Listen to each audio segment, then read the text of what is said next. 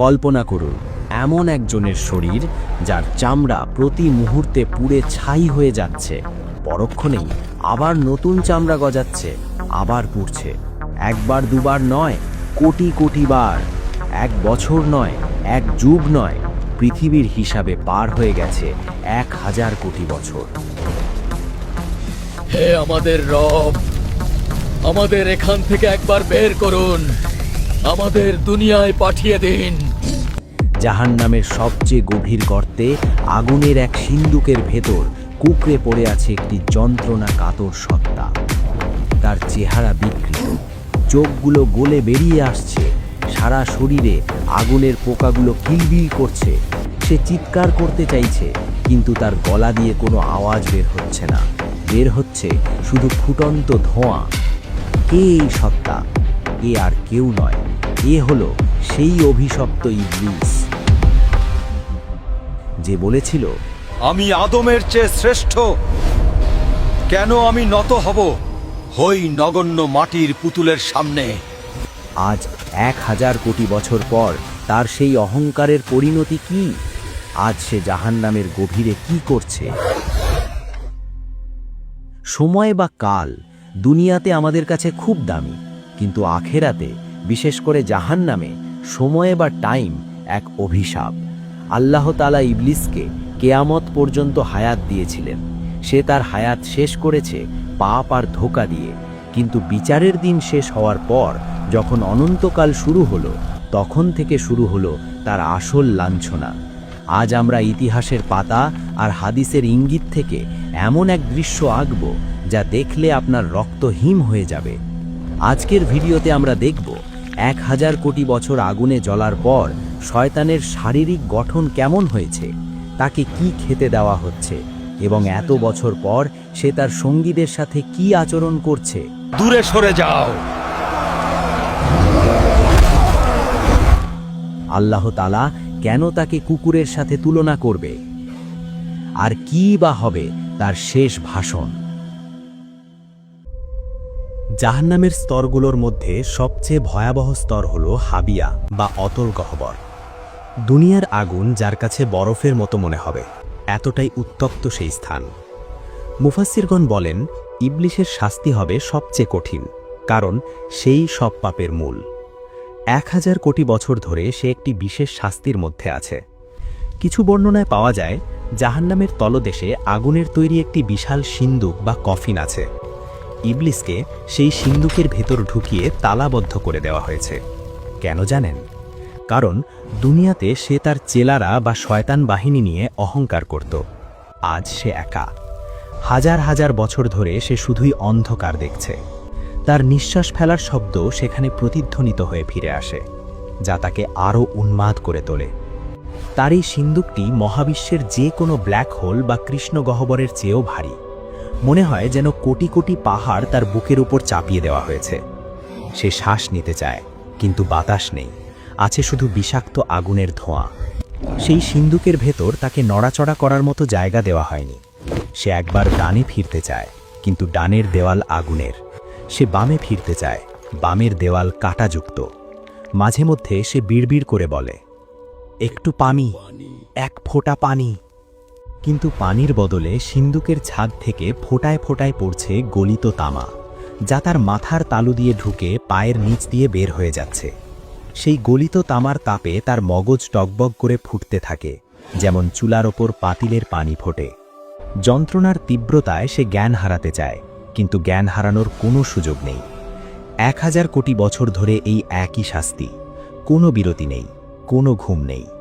জাহান্নামীরাও অন্তত একে অপরকে দেখতে পায়, কিন্তু ইবলিসকে রাখা হয়েছে চরম একাকিত্বে। তার অহংকার চূর্ণ করার জন্য এই নিঃসঙ্গতাই যথেষ্ট। ইবলিসের এই যন্ত্রণার গভীরতা মাপার কোনো স্কেল বা থার্মোমিটার মহাবিশ্বে নেই। তবে এর ভয়াবহতা কিছুটা আঁচ করতে হলে আমাদের তাকাতে হবে জাহান্নামের সবচেয়ে সর্বনিম্ন বা তথাকথিত হালকা শাস্তির দিকে। সহিহ হাদিসে এসেছে, জাহান্নামের যার শাস্তি হবে সবচাইতে কম, তাকে আগুনের তৈরি মাত্র 2টি জুতো করিয়ে দেওয়া হবে। মাত্র 2টি জুতো। কিন্তু সেই জুতোর তাপ কোনো সাধারণ আগুনের তাপ নয়। জুতো পায়ে দেওয়ার সাথে সাথে তার পায়ের তলা থেকে এক অকল্পনীয় বৈদ্যুতিক শকের মতো তাপ সোজা তার মস্তিষ্কে আঘাত করবে। চুলার ওপর টকবক করে ফোটা পানির মতো, কিংবা ভাতের মার যেভাবে টকবক করে ফুটে উপচে পড়ে, ঠিক সেভাবেই তার মগজ মাথার খুলির ভেতর ফুটতে থাকবে। তীব্র যন্ত্রণায় তার মগজ গলে তরল হয়ে নাক ও কান দিয়ে লাভা স্রোতের মতো বেরিয়ে আসবে। সেই ব্যক্তি চিৎকার করে বলবে, আল্লাহর কসম, এর চেয়ে কঠিন শাস্তি আর কাউকে দেওয়া হচ্ছে না।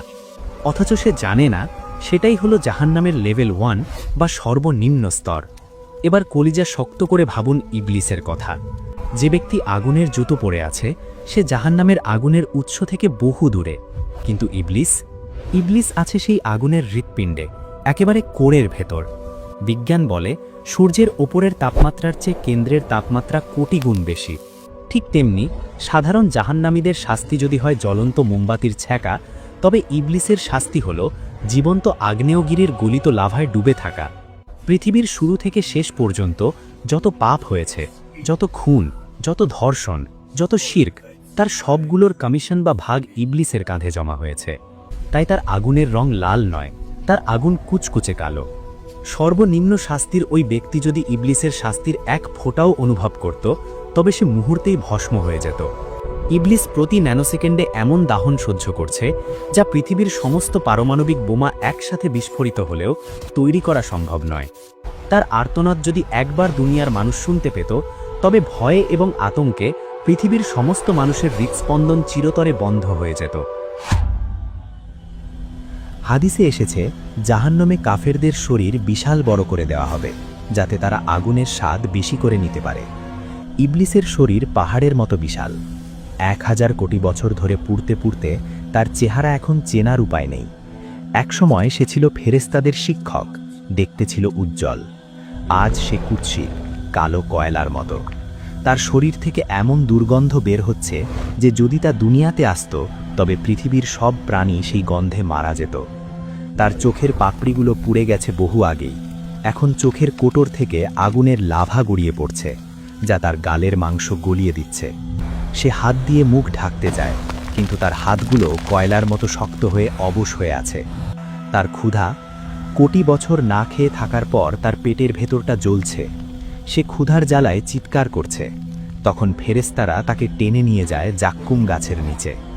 ইবলিস সেই কাঁটাযুক্ত ফল চিবিয়ে খেতে বাধ্য হয়। যেই ইবলিস দুনিয়াতে মানুষকে হারাম খাবার, মদ আর সুদের লোভ দেখাতো, আজ তার গলায় আটকে আছে জাক্কুমের কাঁটা। কাঁটাগুলো তার গলার ভেতর ছিঁড়ে ফেলছে। সেই কাঁটাগুলো পেটের ভেতর গিয়ে আগুনের গোলার মতো জ্বলতে থাকে। মনে হয় যেন পেটের ভেতর হাজার হাজার বিষধর সাপ দংশন করছে। সে গিলতে পারছে না, আবার খেলতেও পারছে না। সে চিৎকার করে বলছে, পানি, পানি দাও, কলিজা ফেটে গেল। তখন তাকে দেওয়া হয় হামিম, ফুটন্ত টকবগে পানি। সেই পানি মুখের কাছে নিতেই তার মুখের মাংস খসে পড়ে যায়। কিন্তু তৃষ্ণার জ্বালায় সে সেই আগুনের পানিই পান করে। আর পান করার সাথে সাথে তার নাড়িভুঁড়ি গলে পায়খানার রাস্তা দিয়ে বের হয়ে যায়। সে নিজের গলে যাওয়া নাড়িভুঁড়ির দিকে তাকিয়ে থাকে। সেগুলোকে আবার পেটের ভেতর ঢোকাতে চায়, কিন্তু পারে না। এক অসহ্য দৃশ্য। ভাবুন তো, একবার পেট গলে বের হয়ে যাওয়ার পর আল্লাহ আবার তাকে আগের মতো সুস্থ করে দেন। কেন? যাতে আবার নতুন করে শাস্তি শুরু করা যায়। চামড়া জোড়া লাগার সেই দৃশ্য আরও বেশি ভয়ানক। সুস্থ হওয়ার পর সে এক মুহূর্তের জন্য স্বস্তি পায় না, বরং দ্বিগুণ ভয়ে কুঁকড়ে যায়। কারণ সে জানে এখনই আবার আযাব শুরু হবে। এভাবেই কেটে গেছে 1000 কোটি বছর। তবে সবচেয়ে মর্মান্তিক দৃশ্যটি ঘটে তখন, যখন যন্ত্রণার চরম সীমায় পৌঁছে ইবলিস সরাসরি তার রবের সাথে কথা বলার চেষ্টা করে। পবিত্র কুরআনের সূরা আল মুমিনুনে আল্লাহ জাহান্নামীদের এই শেষ ফরিয়াদের কথা উল্লেখ করেছেন। 1000 কোটি বছর পর, সব অহংকার ধুলোয় মিশে যাওয়ার পর, ইবলিস এবং তার অনুসারীরা শেষবারের মতো আকাশের দিকে তাকায়। ইবলিস মনে করতে পারে বহু কোটি বছর আগে সে এই আল্লাহর ইবাদত করত। সে ভাবে হয়তো দয়াময় আল্লাহ একবারের জন্য তার দিকে তাকাবেন। সে তার বিকৃত গলায় বুক ভাঙা আর্তনাদ নিয়ে চিৎকার করে ওঠে, রব্বানা আখরিজনা মিনহা। আল্লাহ, আমার কথা শুনুন। আমি জানি আমি পাপ করেছি, কিন্তু আপনার রহমত কোথায়? আমাকে মুক্তি দিন। হে আমাদের রব, আমাদের এখান থেকে একবার বের করুন, আমাদের দুনিয়ায় পাঠিয়ে দিন। আমরা আর পাপ করব না, আমরা নেক কাজ করব। যদি আবার পাপ করি তবে আমরাই জালিম। পুরো জাহান্নাম নিস্তব্ধ হয়ে যায়। সবাই অপেক্ষা করে উত্তরের জন্য। ইবলিস ভাবে তার পুরনো ইবাদত হয়তো আজ কাজে আসবে, কিন্তু না। মহাবিশ্বের মালিক মহান আল্লাহ তখন এমন এক ধমক দেন যা জাহান্নামের আগুনের চেয়েও বেশি যন্ত্রণাদায়ক। আল্লাহ বজ্রকঠিন স্বরে বলেন, ইখসাউ ফিহা ওয়ালা তুকাল্লিমুন। চুপ থাক। কুকুর যেমন ধিক্কৃত হয়ে পড়ে থাকে, তেমনই তোরা জাহান্নামে পড়ে থাক, আর কোনোদিন আমার সাথে কথা বলবি না। লা তুকাল্লিমুন, আমার সাথে কথা বলবি না। এই একটি বাক্য ইবলিসের বুকের ভেতরটা চূর্ণ বিচূর্ণ করে দেয়। সে বুঝতে পারে তার এবং আল্লাহর মাঝখানের সম্পর্ক চিরতরে শেষ। আল্লাহর রহমতের দরজা পার্মানেন্টলি সিলগালা করে দেওয়া হয়েছে। এই প্রত্যাখ্যানের কষ্ট আগুনের কষ্টের চেয়ে লক্ষ গুণ বেশি। এরপর থেকে ইবলিস আর কোনোদিন আকাশের দিকে তাকানোর সাহস পাবে না। সে শুধু পশুর মতো গোঙাবে। মাঝে মধ্যে আল্লাহ তাকে সিন্দুক থেকে বের করে জাহান্নামের সাধারণ কয়েদিদের সামনে আনেন। এটা তার শাস্তির আরেকটা অংশ, অপমান বা লাঞ্ছনা। যখন জাহান্নামের অধিবাসীরা ফেরাউন, নমরুদ, আবু লাহব এবং দুনিয়ার পাপী মানুষরা ইবলিসকে দেখতে পায়, তখন তারা পাগলের মতো হয়ে যায়। এই সব তোর জন্য ইবলিস। হঠাৎ ভিড় থেকে একজন চিৎকার করে ওঠে, ওই তো সেই শয়তান যার ধোকায় পড়ে আমি আজ এখানে। তাকে ধর, তাকে ছিঁড়ে ফেল। জাহান্নামীরা তাদের নিজেদের শাস্তি ভুলে গিয়ে ইবলিসের ওপর ঝাঁপিয়ে পড়ে। তারা তাকে কামড়াতে থাকে, তার শরীরের মাংস ছিঁড়তে থাকে। দূরে সরে যাও। তারা চিৎকার করে বলে, তোর কারণেই আমরা আল্লাহর রহমত থেকে বঞ্চিত হয়েছি। তাদের আক্রোশ দেখে মনে হয় তারা ইবলিসকে চিবিয়ে খেয়ে ফেললেও তাদের রাগ কমবে না। ইবলিস তখন চিৎকার করে পালাইতে চায়। সে ফেরেশতাদের বলে, আমাকে ওদের কাছ থেকে বাঁচাও, আমাকে আবার আগুনে ফেলে দাও। দুনিয়াতে যারা তাকে বস বা নেতা মানত, আজ তারা তাকে কুকুরের মতো ছিঁড়ে খাচ্ছে। 1000 কোটি বছর পর তার কোনো বন্ধু নেই, কোনো সাথী নেই। সে সম্পূর্ণ একা। শাস্তি, লাঞ্ছনা আর অপমানের 1000 কোটি বছর পার হওয়ার পর আল্লাহর হুকুমে ইবলিস আজ কথা বলবে। সে তার অনুসারীদের উদ্দেশ্যে শেষ ভাষণ দেবে। সে কাঁপতে কাঁপতে মিম্বারে দাঁড়ালো। কোটি কোটি জাহান্নামী চুপ করে আছে। আগুনের শো শো শব্দ ছাড়া আর কোনো শব্দ নেই। সবাই অপেক্ষা করছে, হয়তো ইবলিস কোনো সুসংবাদ দেবে। কিন্তু ইবলিস যা বলল তা ছিল তাদের কফিনের শেষ পেরেক। সে বলল, আল্লাহ তোমাদের সত্য ওয়াদা দিয়েছিলেন, আর আমি তোমাদের মিথ্যা ওয়াদা দিয়েছিলাম। আজ আল্লাহ তার ওয়াদা পূরণ করেছেন, আর আমি আমার ওয়াদা ভঙ্গ করলাম। তোমরা কেন আমার দিকে তাকিয়ে আছো? আমি তো তোমাদের ওপর জোর করিনি। আমি তো তোমাদের হাত ধরে পাপ করাইনি। আমি শুধু ডাক দিয়েছিলাম, ইশারা করেছিলাম। তোমরা তো সেই ডাকের অপেক্ষায় ছিলে। তোমরা তো চাইতেই পাপ করতে। তাই আজ আমাকে দোষ দিও না, নিজেদের দোষ দাও। আজ আমি নিজেও বাঁচতে পারছি না, তোমাদের কিভাবে বাঁচাবো? কি নিষ্ঠুর বাস্তবতা! এই কথা শোনার পর জাহান্নামীদের আশা চিরতরে নিভে গেল। তারা বুঝতে পারল এই 1000 কোটি বছর ছিল মাত্র শুরু। অনন্তকাল এভাবেই চলতে থাকবে। ভাষণ শেষ। ফেরেশতারা আবার ইবলিসের গলায় আগুনের বেড়ি পরিয়ে দিল।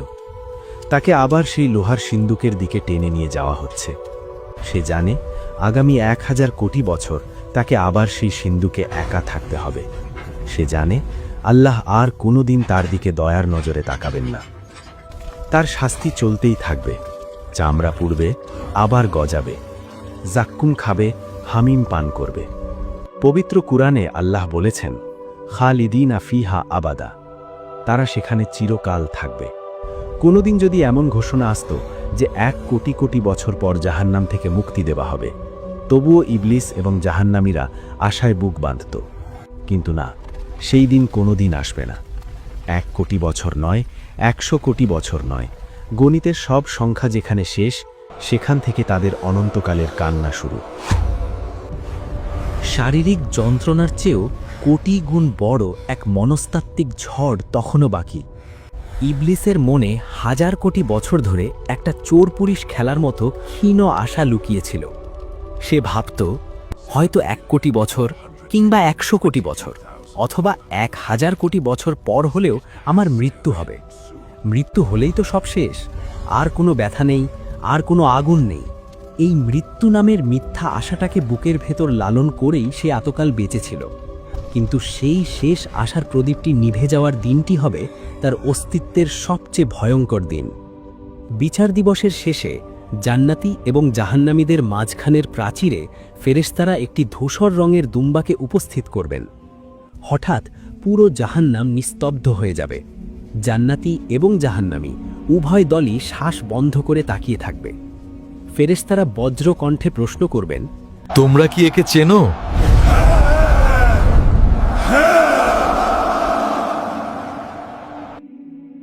এ হলো মৌত, এ হলো মৃত্যু, যাকে আমরা দুনিয়াতে ভয় পেতাম আর আজ যাকে আমরা মুক্তির দূত হিসেবে চাইছি। জাহান্নামীদের চোখে তখন চকচকে আশা। ইবলিসও সিন্দুকের ফাঁক দিয়ে তাকিয়ে আছে, ভাবছে এই বুঝি তার মুক্তির লগ্ন এলো। কিন্তু ঠিক তখনই মহাবিশ্বের কোটি কোটি সত্তার চোখের সামনে এক ধারালো ছুরি দিয়ে মৃত্যুকে জবাই করে দেওয়া হবে। রক্তের ফোঁটা পড়ার সাথে সাথে মৃত্যু ঘটে গেল। ফেরেশতারা তখন চূড়ান্ত রায় ঘোষণা করবেন, হে জান্নাতবাসী, আর মৃত্যু নেই, তোমরা অমর। হে জাহান্নামবাসী, আর মৃত্যু নেই, তোমরাও অমর। এই ঘোষণা শোনামাত্রই ইবলিসের সিন্দুকের ভেতর এমন এক পৈশাচিক দৃশ্য তৈরি হবে যা ভাষায় প্রকাশ করা অসম্ভব। মৃত্যু যখন জীবিত ছিল তখন পালানোর একটা শেষ দরজা খোলা ছিল, কিন্তু মৃত্যু নিজেই যখন মৃত তখন এই আগুন, এই সিন্দুক, এই জাক্কুম, এই সাপ বিচ্ছু সবই অনন্ত। সমাপ্তি, শেষ বা দি এন্ড শব্দগুলো ইবলিসের ভাগ্যলিপি থেকে চিরতরে ইরেজ বা মুছে ফেলা হলো। হতাশার চরম পর্যায়ে পৌঁছে ইবলিস পাগলের মতো নিজের শরীরে আঘাত করতে শুরু করবে। সে তার নখ দিয়ে নিজের মুখের চামড়া ছিঁড়ে ফেলবে, আগুনের দেওয়ালে নিজের মাথা ঠুকতে থাকবে। সে তার বিকৃত গলায় চিৎকার করে বলবে, হে আল্লাহ, আমাকে মাটি বানিয়ে দাও, আমাকে অস্তিত্বহীন করে দাও, আমি আর বাঁচতে চাই না। কিন্তু তার সেই চিৎকার অনন্তকালের দেওয়ালে ধাক্কা খেয়ে আবার তার কাছেই ফিরে আসবে।